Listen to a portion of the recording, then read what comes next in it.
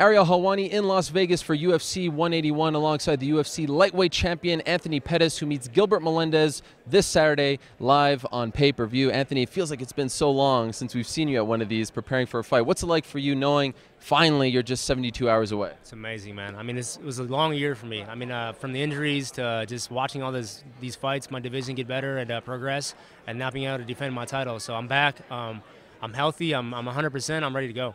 How is this, Anthony, different than the one we saw in Milwaukee as you were the contender trying to get that title? Now you're the king of the hill. And that's the crazy thing. I don't feel like I'm the king of the hill. I mean, even though I have this belt next to me, I had the belt for the year, I haven't got to defend it. I haven't got how it feels to be a champ yet. And I won the belt, found out I had surgery right away. So it was like I didn't get to feel how it feels yet. So this is my real fight right here. This is going to be like the homecoming of the champ, of the UFC lightweight champ. So you're one of those champs who feel like until you defend it successfully, you're not the champion. Is that accurate? I don't know yet. I think I got to ask that question as well. I mean, I know I'm the best in the world, but now it's just keep proving it, time and time again. So just because I have the belt, I'm not going to add pressure on myself. I'm going to go out there and fight the way I always fight and not change anything up.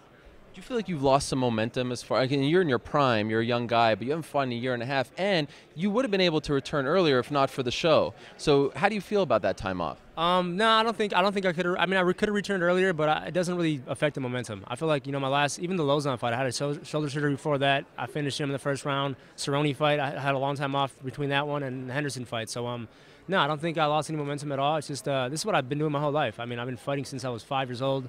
And I'm just going to go out there and just have fun. If I have fun out there and I fight my fight, no one can stop me. My math might be a tiny bit off, but I think it's in the last 33 months, you fought just 3 rounds and a collective like 8+ minutes.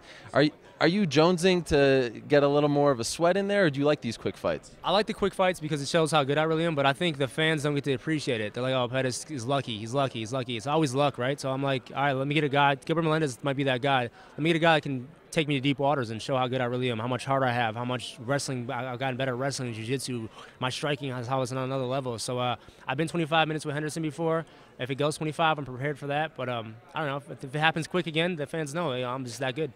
That being said, though, just from reading some of your comments, I get the impression that you feel, and just you being honest, which I appreciate, that Gilbert really isn't on your level. Like you don't feel like he does anything or brings anything to the table that concerns you in any way. Is that accurate? No, I think I think he does concern me. He's a very durable guy. I built him up so much in my head that it's just like, man, this guy's gonna come take this belt from me, and that's what I need. If I build somebody up that way, that makes me train harder. That makes my focus that much more intense. In the media, I say what I can say to make myself feel good about myself. But this guy's gonna come try taking his belt. I mean, he has the opportunity to change his life, and I know how it felt to be on that side. So I'm feeding off of that as well. This fight was announced in February. Are you almost tired of thinking about this guy? Yes, it's been a long time watching tape on this dude. I've been, coaching the Ultimate Fighter show with him. Only cool thing is he's not an asshole, man. He's like one of them guys that very professional. So it's time to fight. We knew this was going to happen. We're here two days away, and it's time to throw down. How do you feel about how you came across on the Ultimate Fighter? Are you happy with it? I stopped watching, man, honestly. I just got focused on my training camp. I watched the first round. I knew this round was like a little annoying with my team fighting each other, and I kind of backed off a little bit, let my coaches take over.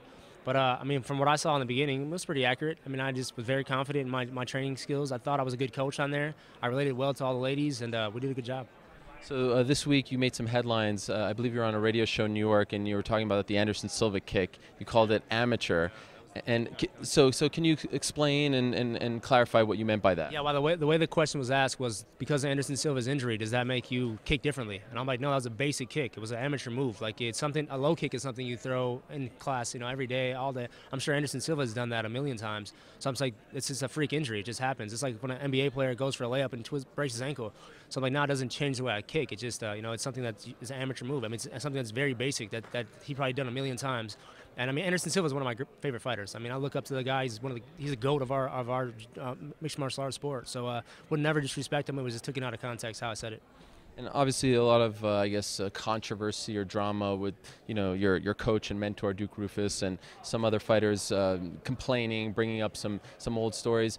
You kept it pretty quiet on that front. I mean, you've responded when asked, but deep inside, how much did all that bother you, especially so close to the fight where you almost wanted to come out and tell your side of things, because he has meant so much to you, I would imagine? Yeah, I mean, I don't got to tell my story. People know. I mean, I say it every fight. First person I thank you, Duke Roufus. I'll put it like this. You go to a restaurant, the best restaurant in town, you go, 10 people go there, there's 10 different opinions, and that's what that was. A couple guys that were actually employees of Duke that got fired or had to leave on some different terms, waited for this story. That's what got me mad. They waited for this story to pop up, and then they try to attack. Why did you do this when he died in March? I mean, the story should be about Dennis. He lost his life in a kickboxing match. That's what we should be focused on. Let's fix that. Let's figure out how we can make that never happen again. And let's focus on that, not on Duke Roufus is a bully, the gym's, does this and this and this, and that's why this happened. It's not why it happened. There's so much more to it than that, why this kid lost his life. So his family has to go through hearing all this. I lost my dad, so I know how that feels. And you want to point a finger at somebody, and you really can in this situation. It's just it's just a sad thing, man. That's all I can say.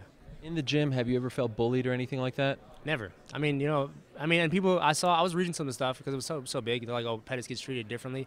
I don't get treated differently. I know that I'm a professional fighter. I go to this gym to be tough. Duke's very passionate about his teaching. So if he's yelling at me, it's because I need to get better because he don't want me to get my ass kicked out here in the octagon. Some people might take it a different way, but he doesn't yell at you and make you feel like a different person or something. He's like, hey man, do it this way because this is how it's going to help you in the fight. And I need that. Where I'm at, no one holds me accountable but Duke or myself. So I appreciate him, wanting me to win because if he didn't want me to win, then I shouldn't have him in my corner. Two last quick things. You're fighting on the same card as your brother, Sergio. In the history of the UFC, do you know how many times that has happened? I have no idea. 5 times. That's it. 21 years, over, 300 or so events. Does that mean anything to you? Does that change the vibe of this event at all, being on the same card as him? No, man, it made it fun. Camp was fun. We lived together, so we cut weights together. We trained together. It's easier to do it with somebody, for sure, and especially my brother. So we got to talk. He had an off day, I had an off day. We talked it out, but yeah, it's gonna be fun. He's fighting very early. He's like at 4:30 in the afternoon, and I fight at night. So he opens the show, I close the show. And finally, did you see that amateur fighter that tried the Showtime, the bubbly guy, if you want to call him that? What did you make of that effort? I think it's cool to try it, man. If you don't try it, you never know what happens. That could have happened to me, too. All it takes is the wrong placement of the footing. So let's practice it in the gym a little bit more before you do it in a fight.